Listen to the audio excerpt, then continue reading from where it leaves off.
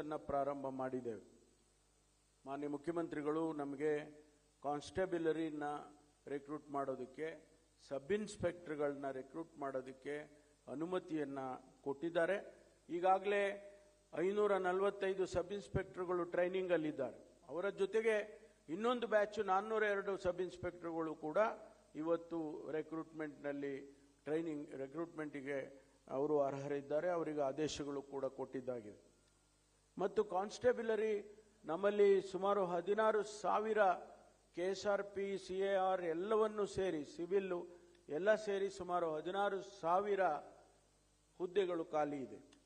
ಅದನ್ನು ತುಂಬೋದಕ್ಕೆ ಈಗಾಗಲೇ ನಮಗೆ ಸುಮಾರು 8,500 ಹುದ್ದೆಗಳನ್ನು ತುಂಬೋದಕ್ಕೆ ಮಾನ್ಯ ಮುಖ್ಯಮಂತ್ರಿಗಳು ಅನುಮತಿಯನ್ನು ಕೊಟ್ಟಿದ್ದಾರೆ. ಬಹುಶಃ ಇನ್ನು ಈ ವಾರದಲ್ಲಿ ನಾವು ನೋಟಿಫಿಕೇಶನ್ ಅನ್ನು ಅದಕ್ಕಾಗಿ ಮಾಡ್ತೇವೆ.